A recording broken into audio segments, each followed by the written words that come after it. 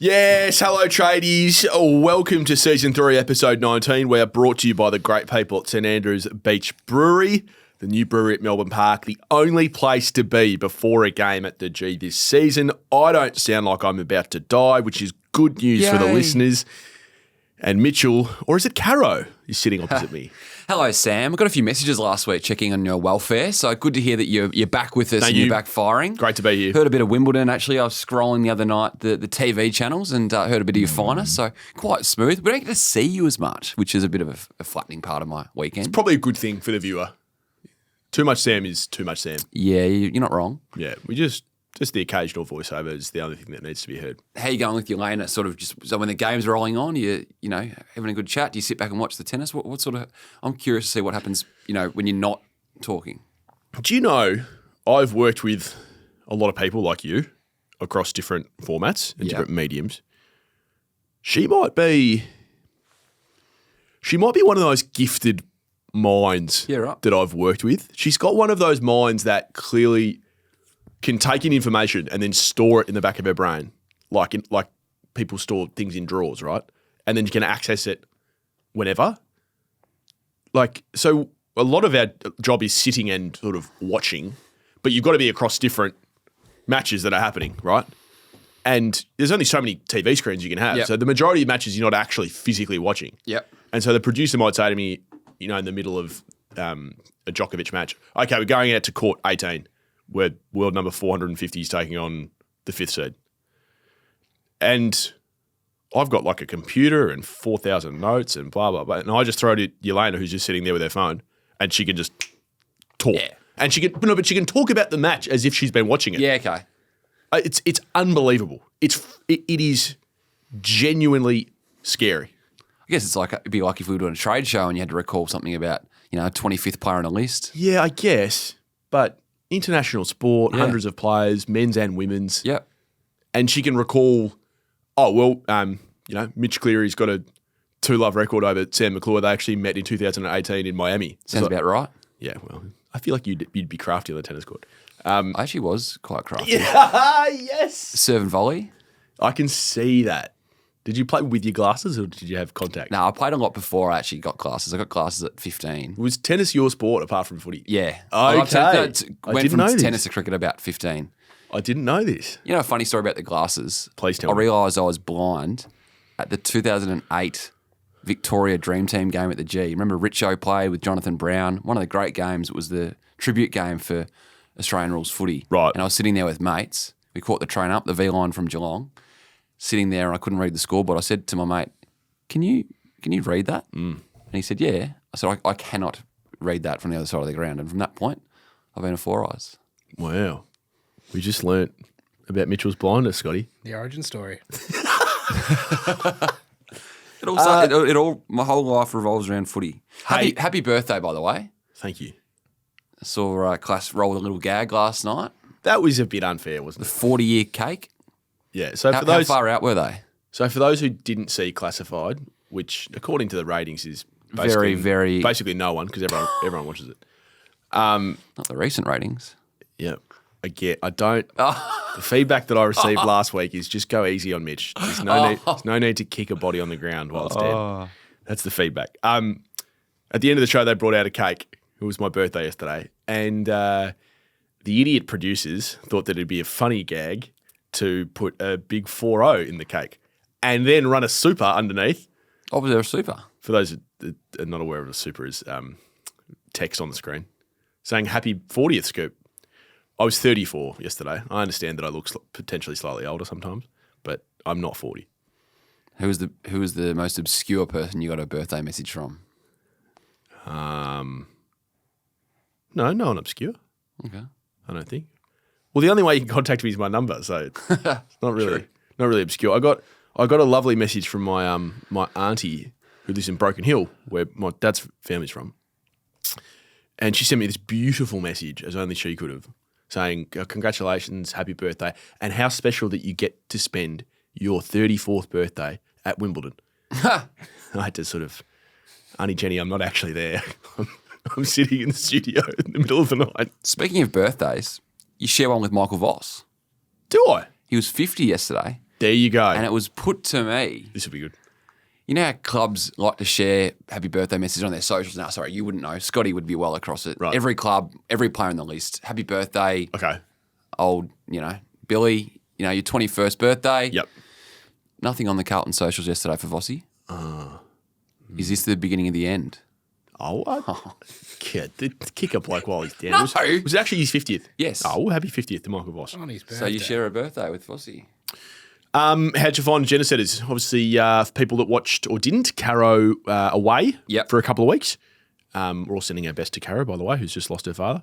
Absolutely. And so you were sitting in on the desk. Yep. How'd you find it? Change How'd you up find the full positions. show? It's a different camera situation because I've been dancing around You've been different spots. Oh, and you've been seeing the plasma and delivering stories. Yep. So, no, it's good. I love working with the guys. First time with Hutchie. I've worked a lot with Kane. Kane's great to work with. And Rui, yeah. So, no, back on again tonight. So that being Tuesday night, see if we can find a story to kick off the show. Keep forgetting there's a Tuesday night show on 7. The viewers aren't. Should we get into it? Yeah, let's get straight into it. All right. Let's get into the whiteboard. There's a couple of big stories that I think are going to explode. It's going to be a big trade period. So Bergman officially off since last week. He has re-signed that 2-year deal in the ballpark of $1 million a season. Just ridiculous. Yeah. I still can't fathom. I watched it on the weekend. I'm still not seeing it. I didn't see a lot of that game, Still not seeing but it. he was good against Cripps the week before. He was fine against a team that might as well be tanking. Oh, no, don't use the T word. No, they're not. They're not smart enough to tank, and also they don't have the pick. That's So true. they can't. That's the best part of future training is, we can't accuse North, we can't accuse Carlton, We could have accused North before. can't accuse Melbourne, because those picks All with all the other clubs. teams that are usually associated with tanking. Oh. So now all eyes turn to Butters and sees, do we see what happens there in the next 12 months or 12 weeks? What do you think? I can't see a world where Josh Carr takes the reins as coach for next year and allows his best player to walk out the door with a contract for next year, whereby he'll be a restricted free agent, and whatever they get this year will be the same, if not better, for next year. Yeah. Okay. I actually I want to have a deeper discussion about Port because I think they're like a 10 to 15 minute chat over the next. So for what is going to happen to that footy club in the next 3 to 5 years, I think it's really significant. So I want to talk about all the machinations. But I think to your point on there's no way that Josh Carr walks in and lets his best player walk. Not really up to him in the end. No, but he's going to have a big say. Huge say. But in the end, you don't keep a player who has told everyone he's leaving. Now, that hasn't happened yet. But Yeah. I'm just saying if that were to happen, I think Zach would probably hold the whip hand. What about the contract he signed? Yeah, but coach walking out in the middle of it, circumstances change. Anyway, are you putting anyone on or because I'm going to use this as a segue? I'm not putting anyone on yet, but I've got a watching brief on Kyle Langford. I spoke about it last night on Agenda Setters. Yes, please. The Essendon senior players are frustrated and growing in concern around the high-performance team and the dealing of the injuries. They've had 10 players suffer soft tissue injuries this year. 4 of those 10 are repeat soft tissue injuries in the same season. It's just unforgivable, really, isn't it? And they're going through this massive review. At the moment, we spoke last night about the money they're tipping into the the resurfacing. Yeah, so you said, I'm trying to remember what you said on Agenda Setters last night, something like $1.2 million reserve. Over both ovals. Wow, boy. They'll be looking at the surface of the actual hangar, so the indoor part 2, everything from their warm-up and match day, which they've changed. So they've used to, every club, if you watch on match day, Essendon go through a harder warm-up than any other club. It's about 50 to 60 minutes before the bounce. It's almost like a mini match practice to what they do. So they're looking at everything. Craig Vozzo, the CEO, is leading it. I expect it to be handed down in the next month. Off the back of that, decisions will be made around the high-performance team. Now, this is not necessarily trade-related for now, but off the back of what the decisions they make, I expect, players will assess their futures. And I believe if someone came for Kyle Langford, his head may be turned. Pretty good player. Yep, kicked 50 goals last year. He's 28 and he's got 2 years left on a pretty good contract. Old? Wow. For some reason, Been around in a my while. head, he's 25. Yeah, okay. The resurfacing is interesting. Remember Collingwood went through this? They didn't resurface, but Yeah. remember They were getting repeat. A lot of training injuries, I remember. Yeah, Like, this is the Scharenberg era, I remember. Yeah, and then like Treloar was getting sore calves, and I think Howe as well. I'm trying to remember. Maybe even Darcy Moore was struggling with soft tissues early when he was playing as a forward. Yeah. And remember, there was a lot of Jamie talk Elliott, about whether, Jamie Elliott as They well. sent both of them to Germany in the grand final year of 18. That it was a really hard surface on where they still train at Olympic Boulevard. Because the tunnel runs underneath. Because the tunnel runs underneath. And so I think about Tullamarine, so that it's obviously next door to the airport. That would have all been pavement, right? But as in prior to Essendon, I'm trying to remember when Essendon bought it, what was out there. It was pretty sure it was nothing. Vacant land, wasteland. clay. Yeah. No, I don't think it was clay though. That's the point. I think it was paved concrete. Yeah, okay. Because I reckon it was owned. That land is owned by the airport. Yeah.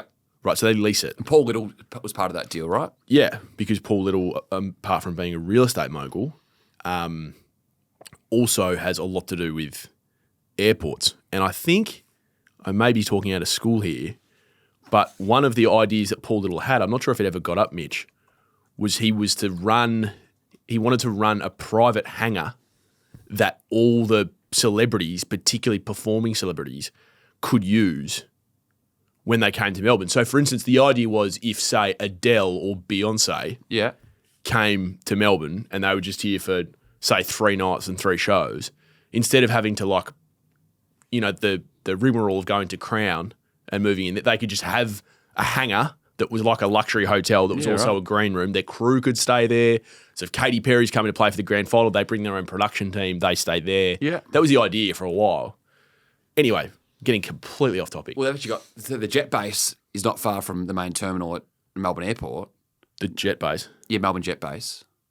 What's Melbourne Jet Base? It's where all the privates fly in. So Novak Djokovic, when he comes sorry. I thought you were talking about something at Essendon. Yeah, okay, right. When Djokovic comes in for the Australian Open, he'll land there. That's where they held the board meeting that sacked Ben Rutten. Right. So there's links all through that whole area. Yeah. And they can't put major lights down at the ovals even though they wanted to because they wanted to be able to play night games. Is that because of the flight path? Because of the flight path. Yeah, right. Because they actually put in plans and whatever Australia's version of the FAA were like, no. If you guys put a torch on that land, you have to tell us. Can't mess with airports. Okay. Well, Langford's going to be a guy that lots of clubs would like. Yeah. Goal kicking forwards are hard to find. Well, look at a Jack Gunston and what he's been able to do in the twilight of his career. Yep. Do they play similar-ish roles? No. Geez, I'm not sure anyone plays the Gunston role. That man's such a freak of nature. Yeah. Speaking of Essendon. Mm-hmm. Well, are you putting Langford on? Not yet. It's a little, just thought I'd just bring him up as a conversation and then see how the next week or two unfolds. Pass me that texter, please. Oh, it's been a while. It's been a long time coming, this. I think Zach Merrett has to go on. Zachary Merritt. So I saw your footy classified water cooler segment last night. And Very good segment. You said, would a club come for him? Or you were basically throwing it up as opinion. But I know you wouldn't just pluck this out of thin air to raise as an opinion if there wasn't something behind this. This is 12 months ago, and I went to find the Pete Ryan article where he spoke after the reports last year that St Kilda came for him. Yeah. And he said, the relationships I have at the football club through staff or players or supporters, I could not see myself leaving. 12 months on. Yeah. What day was that article? What date? That was mid-September from memory. Okay. So here we are in the first week of July. So I think it's unlikely to actually transpire because I think Essendon would probably see it as too big a deal. But let me make the case for this. Zach Merritt's been at Essendon his entire life. He's been an unbelievable servant. If he stays there, he's probably going to win 8 or 9 BNS. He's going to win 300 games. He's going to be a legend of the club. You know, he's going to be mentioned in James Hird, Matthew Lloyd territory. Could he have done much more for this club? Like he went to the off-season last year with Brad Scott and Andy McGrath to the US to try and find answers for the footy department. He sits down regularly with the other captains, Lloyd, Watson, Hird. Yeah. Lawyer, was there another one? Maybe not. You're right. he couldn't have done much more. And he's worked on himself incredibly as a leader because it wasn't too long ago that he was left out of the leadership group when he's in the prime of his career because there was a bit of friction around him at the footy club. Yep. I just think now that the time is for both parties to have a good look at this. He's got 2 more years left on a deal. He just bumped that up in the off They've season redone too. it. Yep. They've redone it so that he's paid properly, which I think's absolutely fair. I've just realised that I misspelled his name. It's got 2 T's. I didn't want to say anything. But... Well, if you should have told me. Double R, double T? Yep. Okay. Doesn't look right, but fair enough. Should players have names on their jumpers? No, it's not soccer.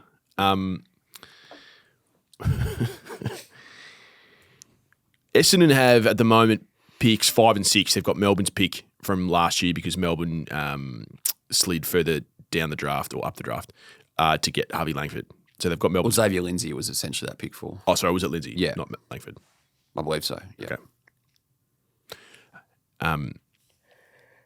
They took Harvey Langford with their own pick, and then they used the Essendon pick for Lindsay. Okay, that makes sense. There's a team like Hawthorn who are very open about the fact that they are after another A-grade midfielder. Mm-hmm. So looking at Harley Reed, it's probably going to be a bit hard. They're looking at Zach Butters. We just talked about that. Is he going to wait an extra 12 months? Knowing Sam Mitchell and knowing how Hawthorn work, this man has a green mark next to him on their whiteboard. Mm-hmm. In fact, he's got... Can you play that red light, green light thing? Green light. It's been a while since red light, green light. Love it. They also have Carlton's first pick. Disaster for Carlton, but pretty funny. Not really for them. Well, if you don't laugh, you'll cry, right? Which I think Hawthorn would see as kind of a free hit for them.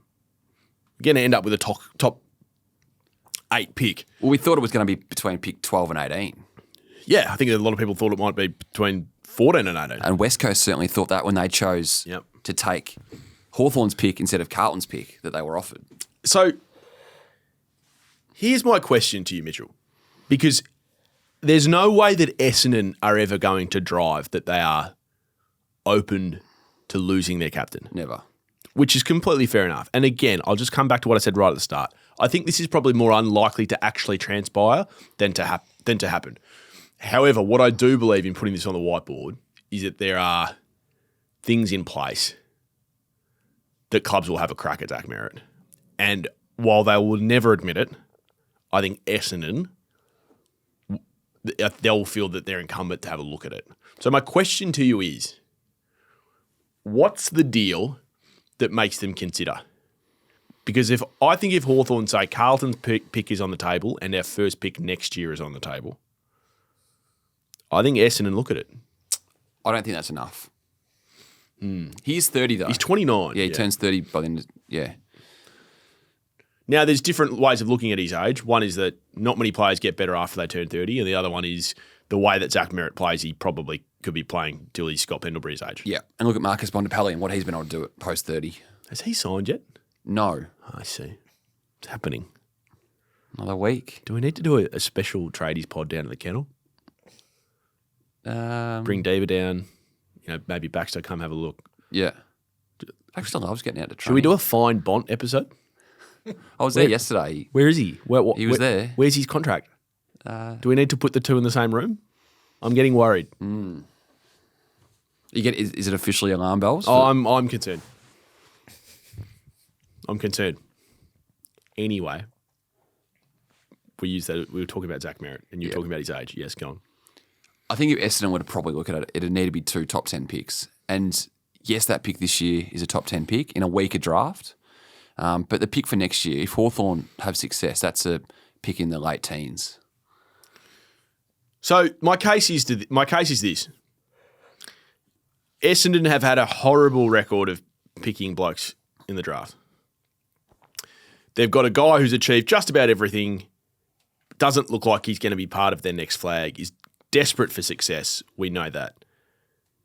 Is there a way that it could work for both parties that Zach goes to play for a team that's, contending for a premiership in the twilight of his career, and Essendon use it to springboard their mini rebuild in which they already have 2 top 10 picks. They find a way to get 2 more top 10 picks. They may get another top 10 pick for Sam Draper. I think it's more likely end of first round, but I understand what you're putting down. Yeah. And they use it to either do a Richmond, pick the eyes out of the draft, and get 4 or 5 blokes that, you can build a team around. Not to mention you've already got Caddy and Kako. Exactly. Or you use part of the picks that you get or the picks that you get for Merritt to turn it into Harley Reed. Yeah, that was my next question. So if you lose the 30-year-old Merritt for bringing in a 20-year-old Harley Reed, you do that deal? You get 10 years of footy. Well, I mean, so put yourself in the shoes of an Essendon supporter, Mitch. If Brad Scott came to you... That's a tough thought process. It is. I know. Are they padded walls on that? No, sorry. If Brad Scott came to you and sat you down as an Essendon member, right, and said, look, I know this might come as a really hard thing to hear, but we're going to trade Zach Merrett to Hawthorn, but we're going to use the picks that we get to get Harley Reid. I wonder, what's your reaction? I feel like I've been stabbed in the heart, but I also feel like I've been given a huge gift. Yeah. I think that's sellable. I think it's sellable. Harley Reid's the only box thing is, office and he's 20. With Essendon's current build, with the youngsters, Caddy, Kako, Durham's still young, there's still hope that they could contend in the next 2 or 3 years. Now, contend for what? Top 8, top 4? Maybe top 8. Definitely not top 4. In the next 3 years. And Merritt would be 33, and that sounds old. They haven't got enough good players. But he'll be playing a lot of good footy still at 33. They haven't got enough good players. And you need senior players to be driving this stuff. Look, I'm not trying to sit on the fence here. If there's a world you could turn pure Merritt into pure Reid. Is it yes or no? Yes. I think I'm yes as well. But that is the footballer. You got to park. You got your captain, your spiritual leader, the guy that's moved heaven and earth for your footy club. It's not as simple as that. But if you're looking at pure footy, Harley Reid and what he showed in his first year and what he's capable of, I think you'd have to look at it. Now, second conversation. So let's pretend we're a fly on the wall and Sam Mitchell, who's already met with one captain this year, goes and sits down with Zach Merrett. So put yourself in Zach Merritt's shoes. Right, we're at the end of the year. Essendon have missed finals again. Another year of injury crisis. Hawks have just played in a prelim. Sam Mitchell sits you down. Look, Zach, been an amazing player at Essendon for a long time. We want you to come play for the Hawks. Understand you've got a contract. Understand you're loyal to Essendon. But we're one midfielder away from being the best team in the comp. I want you to come play alongside Will Day and teach him how to be a superstar. John Newcombe. And I want you to play alongside John Newcombe. And I want you to win a grand final for us. Here's a 5-year deal. We're not going to pay you what Essendon can pay you. We're not going to pay you 1.5. But it's going to be seven figures like you deserve. What do you reckon? Now, if you're Zach Merrett, this is, in all due respect to St Kilda throwing the kitchen sink. Yeah, it's a different conversation. It's a different conversation because this one's not about, he's not going, sorry, I forget his wife's name. He's not going back to Alexandra and saying, do we have to consider this because St Kilda have just put so much money in front of me? The conversation, Alexandra, is... I get to play in front of 75,000 at the G in big finals. Yeah. 90,000 for finals. 75 in home and away. I think it's a head turner for Zach. And again, it's like, it's not a situation where Essendon are just like, well, absolutely not at any price. I think they're at a stage of their build where they're going, well, no, he's our captain, but what would a deal look like? Anyway, where's he playing round? I understand everyone's going to shoot this down. I fully respect that because it's sensitive. Is this opinion or story? I think, no, it's opinion. Ish. Just on Essendon, Draper, you spoke a few weeks ago how you feel it's almost over the line at Brisbane. I think there is a conversation we had around Oscar McInerney's future, around this degenerative back injury. Well, the good news for Sam is that he's already right next to the airport, so we can just get on a plane to Brisbane. I do actually like the fact that as an Essendon player, this is one of the perks they should be selling to their players. They can leave their car there and get a quick cab or a lift over the airport, and it's really easy. I've seen a lot of players do that. There's not many it's one of the sellable things about a club based at Tullamarine, but that is one of them. You're always guaranteed a park. I know it's tough. It's tough at North Melbourne. This is legitimately. Have you ever tried to get a park at North? Yeah, it's usually taken up by people going to the Lost Dogs home. Yeah, it's always or parking at the Theodosi's to have a look at a Prestige car. When this new Arden Street train station opens, it's going to be even harder. Players have to. This is not a joke. Players have to walk like a kilometre to training. You're not claiming that parking at a club is a thing. You couldn't be. They've got like one of these in Geelong. They need like one of those community buses where they do like pickups and you park like at remote spots and they do like a pickup and drop you at the club. Now, I'm using this Trojan horse here. I'm just going to go down this little dark alley for 2 minutes. Channel 7 have just moved into a new building. Do you have your own car park? Yes. Oh, boy, Scotty. Does it have Mitch Cleary written on it? No. Oh, shit. Would not hesitate to park in there if I had the chance. If I was just a casual operator, I'd park there. In the Mitch Cleary spot? I used to do it in Hitch's spot in Channel 9. Sorry, Hitch. So, Scotty, interesting you say that. So, because I've been working overnight, right, I've learnt some things about the Channel 9 car park. Because there's 4 levels, and I always park at level 1, which is sort of casual, right?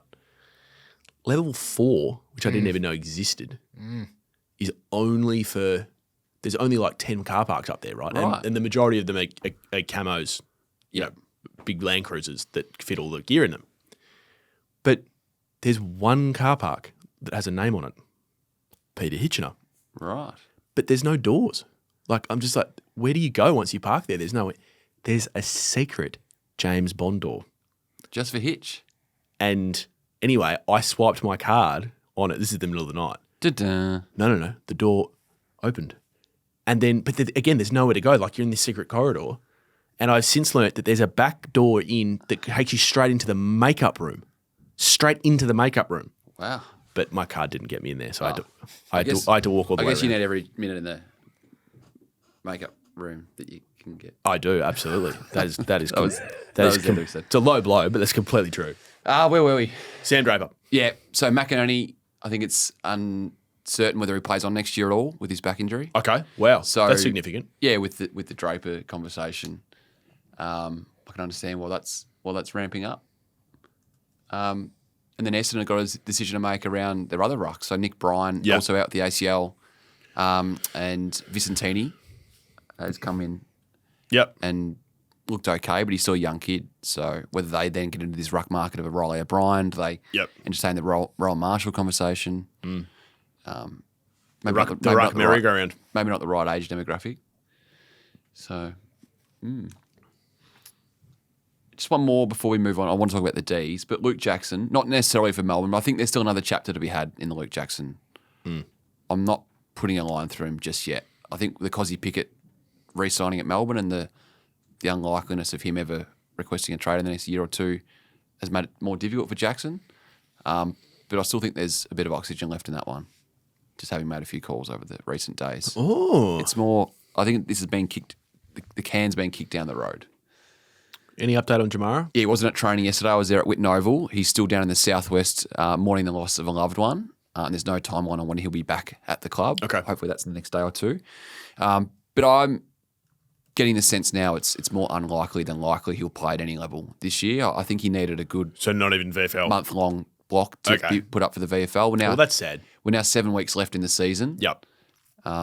He would Still a long period of time. he would need to be there every day for the next month to be able to play at a to be able level. to play VFL and Any percentage chance that he's on the Western Bulldogs list next year? you never say never, but Less than 5. it's extremely unlikely in my view. Okay, less than. What do you Less think? than 2. No, I'm with you. Yeah, I agree. I just when I hear you talk like that, I just think to myself, does it just leave the door ajar? Yeah. For well, if no one's going to really have a crack at him and he's got a year left, Dogs can't really delist him. Yeah. Does he just sit there? Or maybe do they, redo his deal and try to spread the money Yeah. so that it's not hurting their TPP as much? I'm guessing. They've actually got quite a bit of room in their cap. Do they? Yeah. Is that because Bont hasn't signed? With the S. But McRae goes, they had money for Smith. Caleb Daniel goes. They're going to have to pay guys like Fraser and these sort of blokes, like Sam Darcy. Yep. But I believe they've got a bit of cap room. And obviously, Zach Butters is their number one target in 12 months' time. They had a crack at Bergman. Is that because Butters grew up? Yes. Dogs fan, big Bont fan. And he's in Victoria's West. Oh, it's just... TDK, big Saints fan. Yeah, I don't buy Harry Perriman, Collingwood fan. I don't buy into it. Do you know that on the set of Classified last night, I asked Lloydie and Jimmy and Damo who their most overrated player in the overrated players in the comp are? Is this on air or off? Off air. Geez, I wish I could put it on there though. What did they say? Because I've got one clear one. Well, you're going to have to tell us now. No, I can't. You have to. No, it's disrespectful to the player. Victorian or non-Victorian? He's playing for a non-Victorian team. Is he a Victorian? I'm not answering any more That questions. is a yes.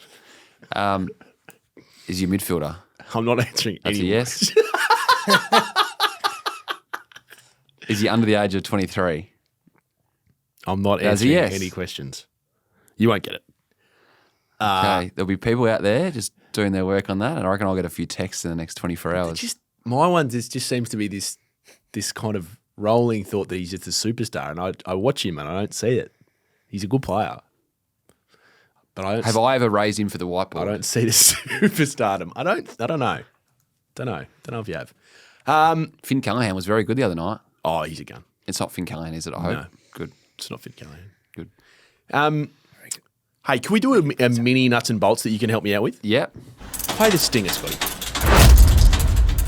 So, I just wanted to talk about Tom de Koning in a different way because the whole conversation now, Mitch, seems to be, oh, well, it's affecting, the way he's playing. He should just tell them Carlton should sit down and have another conversation with him. This can't go on for the next 6 or 7 weeks, which I sort of understand the conversation.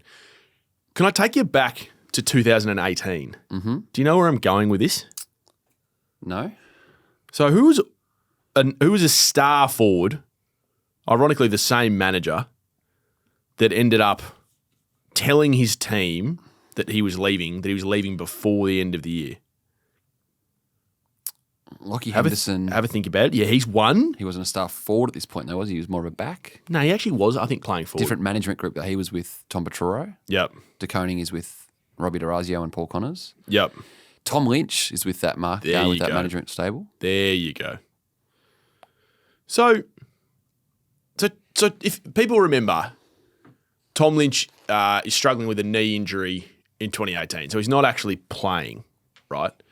And Nathan Buckley ends up blowing the whole situation up because he admits on radio that he actually met with him. Yeah. And spoke to him. Yeah. And remember, it might have been your story at the time, the vision of Ned Guy outside the house in Blackgowrie? It was David Zito who was working with Footy Classified at the time. Zeets, that's right. I thought it was you. And supposedly jumped the fence. Oh, did he? Yeah. Okay. To try and avoid the cameras. Did he apologise afterwards? Why? It was a joke about he apologised for the Bontempelli re-signing story. Oh. That was just a shit gag. Oh. We love Zeets. We do. So, and this has all come out after. He and his management, Paul Connors, thought that it was appropriate, given that he was no longer playing and he was dealing with a long-term injury. So he was out for the year? Yeah. Yep. That we could start talking about, well, he was definitely out for a long period of time. I'd have to go back. They could start talking to other clubs. So he came back. Sorry, just let me get this. Oh yeah, I've got it here. His last game for Gold Coast in 2018 was round 14. Yep. So he came back from, I think he had knee surgery, and then him and his manager decided, look, it's probably respectful if you sit down and tell the club. So he had a meeting with a leadership group, Mitchell, which was at the time. So Touk Miller, David Swallow, Jared Witts, and Rory Thompson. Yep. And from all reports, and Toot Miller has talked about this publicly since, it was a pretty heated conversation. Yep. And so then this statement came from Mark Evans, who was the chief executive. Upon our request, Tom Lynch has advised the club of his desire to exercise his rights as a restricted free agent during October's free agency period. We've been in constant dialogue with Tom and his management throughout the year.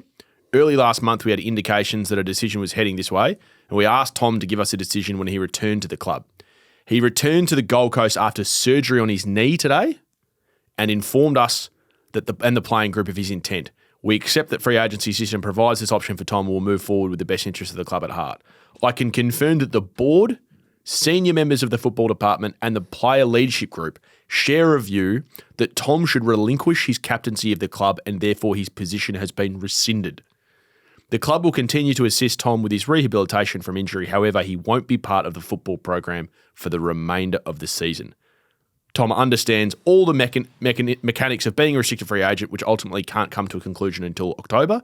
Importantly for us, we still have 4 matches to play this season, and our focus is on continuing to build an environment and game plan that will set us up for the future. That's interesting. So go back to the second line you read out. Yeah. Mark Evans saying that we asked for an answer on his return to the club, and he gave one, and they still played it out like that. Yeah. So now I had forgotten that it played out specifically like that. Like I remember vaguely that, yes, there was a meeting and that it got a bit heated. Yeah. But to your point, I forget that Mark Evans, the CEO, actually came out and said, look, we basically demanded an answer. Yeah. He gave us the wrong one. Yeah. We've taken away his captaincy and he's not going to be part of the football program for the remainder of the year. Now, this is eerily similar to TDK. And just before you get to TDK. Also a restricted free agent. Oscar Allen as well.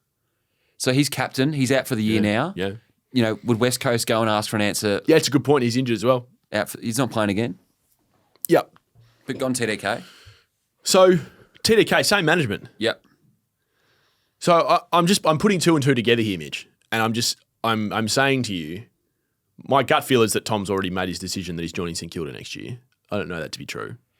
I know that to be fact. Carlton must think that because they cannot have played him the way they played him on the weekend and then expect him in the next week or 2 to turn around and say, I'm signing. Yeah, I think that's right.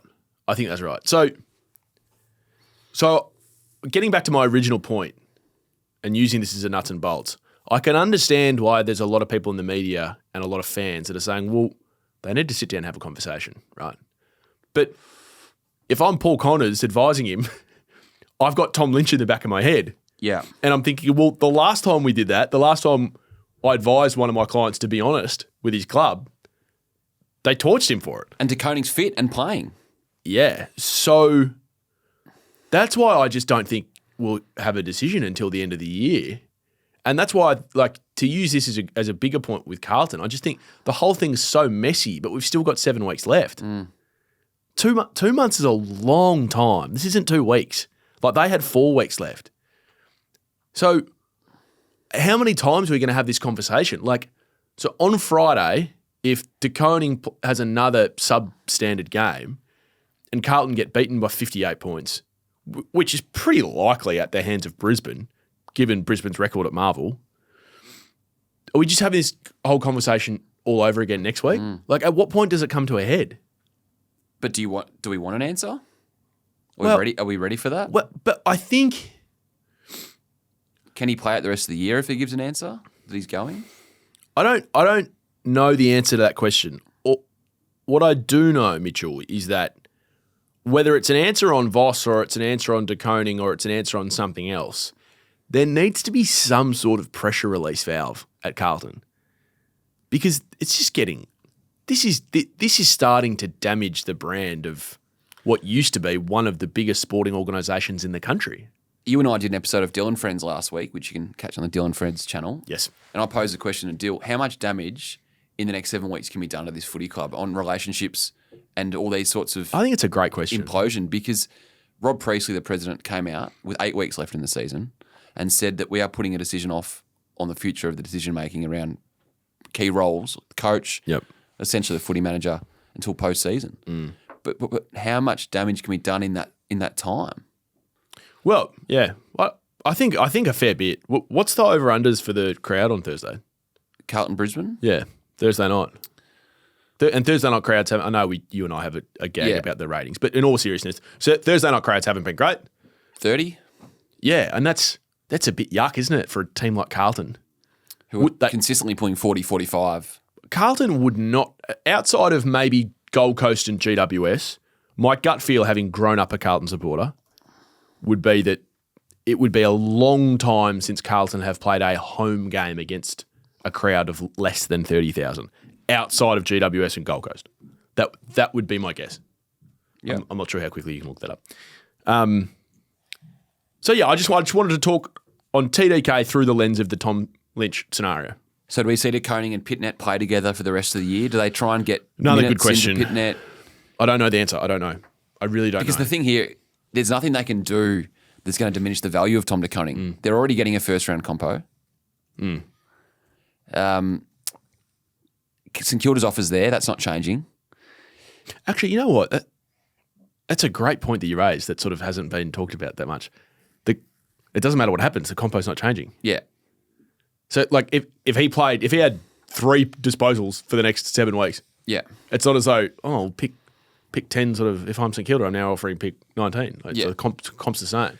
Whereas like you look at Jamarra, whether he gets back or not, how he spends the last 8 weeks of the season, that's going to have a big factor on how much a club comes for him and what he's worth on the trade table at the end of the year. It also just, it affects, like, something doesn't sit well with me if his year peters out. It doesn't look good for anyone. It doesn't look good for Tom. It doesn't look good for Carlton because it looks like they've beaten him up on the way out.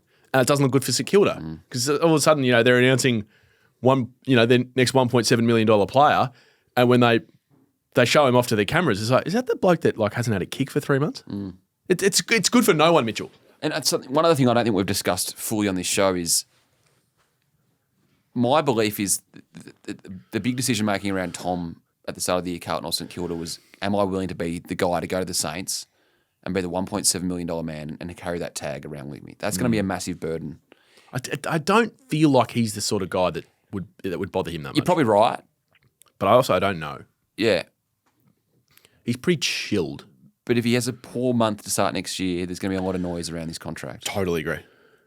He could also come out and brain it and be the best ruckman in the comp too.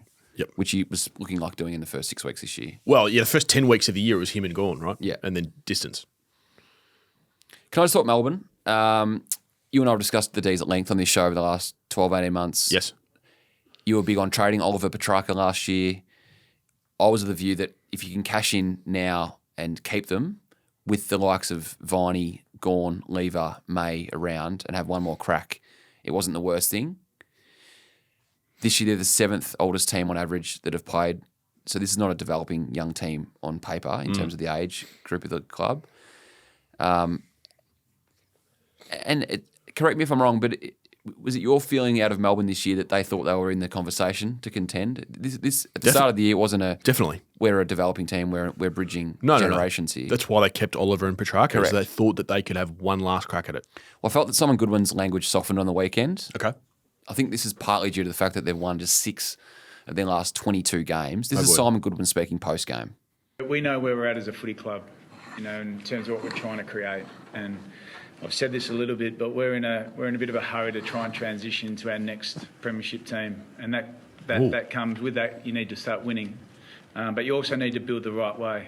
We're really excited about our youth and some of the players coming through and the development that they're taking, and we're trying to mould the old with the new and create a new team, a new frontier for the Melbourne Footy Club. The frustrating part of that is you've got to stick to the process at times.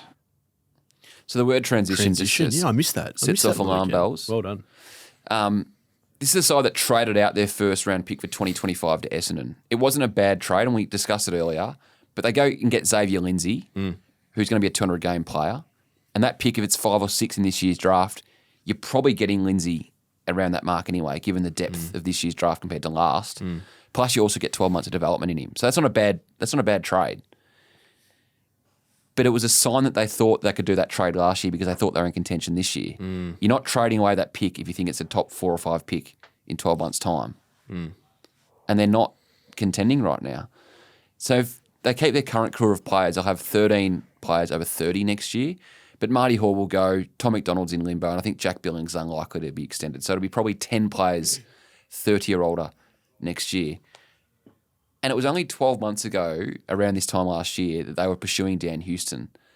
that could be one of the best blessing in disguises for the Melbourne Footy Club that they didn't get Dan Houston in. Because if they were playing like they are now, with Dan Houston on that list, without a Xavier Lindsay or a Harvey Langford on their list, I think they'd be even further regressed. So I think it's a really interesting point from Simon Goodwin. Yeah. I like their under 24s. You know, Pickett, Langford, Lindsay, Trent Rivers probably hasn't come on in the last 12 months, but I think there's still upside there. McVee? I really like McVee. McVee's good. Caleb Windsor. I like Windsor. Tough year this year with body, but I like Windsor. I like it. Yeah. Daniel Turner, Jake Disco. Bowie, and I've got question marks out on Colton Tolstrup and Jacob Van Rooyen. I like Tolstrup. I like him. Yeah. Do we... This is awkward. Do we have the Houston conversation now? Do we need to... Because you were talking about him like he was the best player in the comp. No, but just then. No. But last year when he was He's a leaving. two-time All-Australian. Yeah. How's he going? He's going okay. No, he's not. You don't think he's going okay? No. He's He's just getting a game. just getting a game. Yeah. Jeez, I'd be taking him every day of the week in that side. Didn't you have like 8 disposals 3 weeks ago? I didn't get those exact figures. But Okay. He's not going well. So for a club that's in contention, do you think he's in threat of losing his spot? It hasn't been a good move for either Collingwood or Houston so far. But he's a good player. But Yeah. he was being talked about like he was a saviour. Well, they don't really need a saviour right now. They with how well don't. they're It's a playing. good point. And he kicked a nice winner against the Eagles a couple of weeks ago. And just to tie a bow on the Melbourne conversation, you know, they had the chance to trade Oliver and Petrarca. We've spent so much time on it. Yep. How much value have those guys lost? So much. Like infinite value. It's just amazing. But you make your bed. You got to lie on it now. They had the opportunity to trade him. They said no dice. Bad luck. Before we go, we're launching a new segment here. Were you aware of this? I thought this was happening, but I thought it was happening a few weeks ago, and I've been waiting for this. We have a new partner that's coming on board. Is this happening? The great people at Lexus of Blackburn. Is this happening? I know you need an upgrade on your Skoda out the front. Very happy with the Skoda. Are you? Well, did you see the thing parked in front of it this morning? No, because I was here before you, as always. I'll cop that. That's true. that is fair. I have been late a lot recently. But you can always do it up an upgrading life, Sam. Yeah, little Lexus NH250. Okay. Best-selling mid-SUV in Australia. Anyway, so we're going to run this little segment on Tradies to finish each episode called the Tradies tease. And that is something that one of you and I have been working on that we couldn't quite get up to the whiteboard. Yep. Just leave people just salivating on the way out. Now, this is something I have been working on for 2 weeks. No, longer than that. But I can't quite, Chloe, my editor, won't quite let me write it because it's just not quite there. So this is where it lives, in the Tradies tease. But I can't obviously name him, but I can pose it as a question. Well, not even question, I'll pose it as a statement. There is a club that has to be very, very careful how they are handling the situation surrounding, I think, their best player. And he's got a long-term contract. And I think if things keep going down this path and nothing is said or nothing changes, I think he will request a trade. And I think that will be very damaging for that football club. That's the Tradies tease, thanks to Lexus of Blackburn. Mitch is literally licking his lips, and he's also a bit frustrated that I haven't named him because now he's not going to be able to sleep.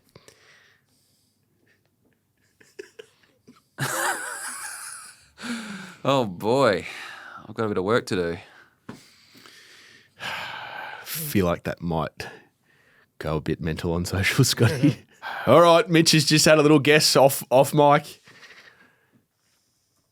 Tradies brought to you by the great people of St Andrews Beach Brewery, the new brewery at Melbourne Park, the only place to be before a game at the G this season. You can catch all of our work on socials. Stick around for the air raid and just quickly.